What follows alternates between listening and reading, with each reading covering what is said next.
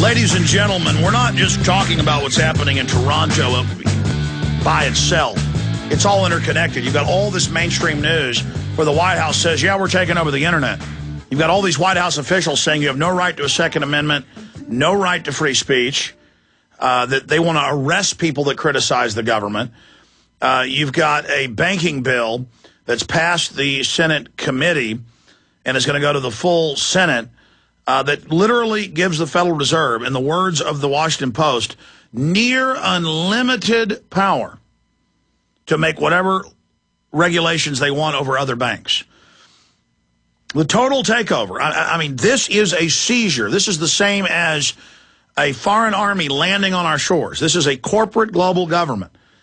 And everywhere they go, it's the same shake and bake. I watched them kick it off in '99 in Seattle. It's in my film Police State 2, The Takeover. And they took people to the Sandpoint FEMA Naval Brig. There is your FEMA camp right there. And they took them to the Sandpoint FEMA Naval Brig and kept hundreds of peaceful protesters. And I have the police on the news saying, no one is allowed to have an anti-WTO sticker or button. And we have cops pulling women's cars over looking for anti-WTO buttons. And when they don't find them, they go ahead and pepper spray them. I mean, this is the insane mental illness, all because they hired less than 50 thugs that were admittedly, because later police came out and talked about it. We have the interviews with them, hired by a federal government-funded foundation that then came into town and then were housed in a government building after they did their one day of attacking people. Then the cops were released on the peaceful crowds. This is a system. That's why you don't see big people, big crowds out demonstrating. It's simple. You go out and demonstrate now, especially against the globalists or the World Trade Organization or anything New World Order. They just hire thugs to come burn a police car, and then they retreat and the police attack you. And they put it on the news that you did it. And that's why we're going to hell in a handbasket. But there's other ways to protest. You can put up handbills on telephone poles. You can call and talk radio. You can start websites, access TV, go to your city council, go to your county commissioner's court, go to your state house. You can educate people. You can unlock minds, and everyone passive-aggressively can stop going along with the system and start not complying. And then they only get away with this by us complying with them. And I'm telling you, you've got to see yourselves as agents of liberty, 1776, inside enemy operations, everywhere you are. Every person that you walk by is an opportunity to unlock a mind. Everyone you see on the street is an opportunity. Every cop you see is an opportunity to inform somebody. There are so many things you can do. So many things. I mean, I know a lot of people now that are just putting, they're not fake. They're just putting their own license plate on. And let's see the foreign toll roads work on that. There are people putting up micro FM known as pirate stations that don't interfere with commercial stations. And they're putting out the truth. They don't care. People aren't going along with it. They're not being told what to do by a group of offshore banks looting and robbing us. Going back to Charlie Veitch and Dan Dix, both accomplished alternative media journalists and activists out there, about what we saw happen in Toronto. Now, I guess we didn't have any police dogs, though, biting old women coming out of grocery stores with daytime curfews. I guess we haven't seen, any of that type of behavior. We haven't seen sound cannons out. So, it does sound like you guys are only getting, a light helping of ultra police state versus what happened in the U.S. I guess so, Alex. I guess maybe they're trying to keep their PR under control after the absolute disaster that was Pittsburgh with Luke Rudkowski being arrested there. You mentioned a few segments ago about CNN talking about seizures happening from vaccines. Well, interestingly enough, we're now seeing in Toronto the mainstream media is turning on the government and turning against the police because a few CTV reporters were rounded up, hogtied, thrown into a bus in the pouring rain, and taken to Guantanamo Bay as well, on the outskirts of Toronto. So, as you see in America, the viewership for the mainstream media is collapsing, and now in Canada, we're seeing the corporate-controlled media turn against their masters. So it's a beautiful thing. And CTV reported in one of their articles, in fact, you guys printed it for me, but I can't find it. We printed it again. Actually, Rob Dew brought it in. At the end of the article, they talk about how it appeared the police did nothing to stop the people burning the cars. So they're kind of beginning to start investigating what really happened there. Yeah, it seems to be a big turning point, but I guess all these events are big turning points. But we need to speak out to the good people who might be working alongside the G20 puppet masters or in the police. Why are the good people not speaking out? What are they scared of? Why are they under this control? Well, they feel like they're the winners. They feel like they're on the winning team. And even if they lean towards liberty a little bit, they still think it's safer to sit on the sideline. No, things are too dark. Things are getting too serious, folks. We're entering a very dangerous time. All of you need to do whatever you can, whether it's getting information out. If you're a police officer, you know about a unit of police that was assigned to help these private contractor anarchists come in.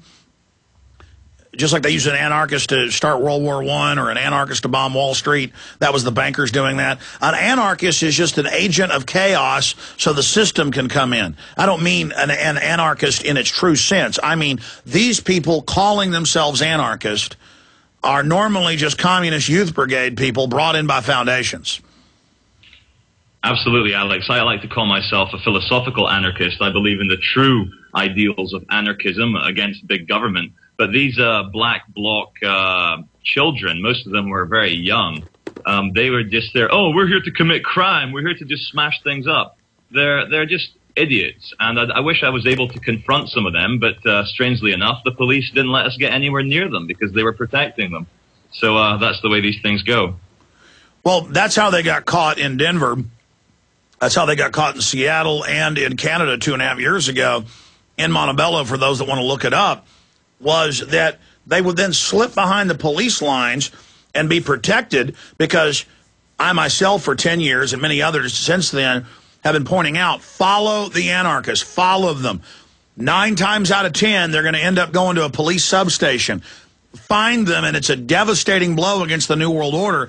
If we can only bust them a few more times, then everyone will know that it is the government doing it. And we've almost gotten to that game over point because we've caught them so many times. But now the police are countering that, really protecting their operatives.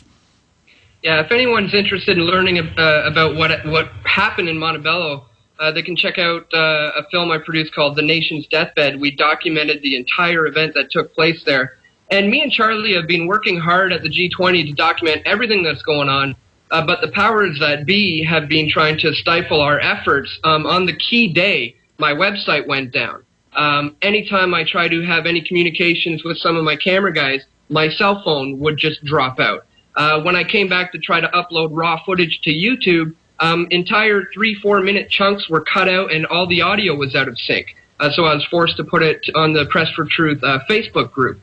So there are clearly people out there trying to stop independent journalists from getting the truth out about what actually happened in downtown Toronto. Well, that's a central point that you just raised there, because when I was at Bilderberg 2008 covering it, we knew Obama was coming. He shook the media. He was there. The media for 2 days ran around like idiots trying to find out where he was. We knew. We told them. We called local newspapers, and they just said, we're not allowed to report. But the day before they threw us out, all of this NSA and Mossad and military personnel and Secret Service were taking over the ballrooms and side offices and had surveillance equipment. And I actually walked by rooms and heard them going, I'm going to get that Navy satellite. Well, how do you patch through on the Army satellite? Wait, I've got him. I've got him. Yeah, we've got protesters out at the front. And I'd be sitting there getting a Gatorade in the gift shop, and there'd be an office listening to, I mean, just spooks running around everywhere. And then I would try to call my guys, and somebody'd pop on the line and laugh at us, then cut it off. My cell phone, I'd call my wife and say something to her, and they'd call her up and make threats at her and tell her what we just talked about, so she knew it was the government. So, yes, when you have these special national security, international security events that cost $1.2 billion in security, they're bringing in private contractors by the tens of thousands. It's a giant exercise in Google-type technology, which they now admit is illegal, and states are looking at indicting them, scooping up everybody's digital transmissions and decoding it without warrants. We had G20 security call us when we saw the footage of the guy being grabbed in Pittsburgh and crammed into a car by guys in military uniforms into a Champaign police car. And it went up on Drudge Report, and people were saying, you know, snatch and grab, goons kidnap activists for no reason. And they put a press release out. First, they called us, and I could hardly believe it, but I called the number. It was G20 Security in Pittsburgh. And I talked to them, and they said, no, Mr. Jones, that video is our private security personnel authorized by City Emergency Code, and they said it, to be detaining active troublemakers. But the issue is we later learned, because I could tell by the video, it was fake. They were out with their own operatives grabbing protesters out of crowds to create a psyop and scare people. So it's all about theater of the mind, what Charlie Veitch was just saying about selling you that you're going to be snatched, you're going to be grabbed, don't come out to these, don't mess with the bankers.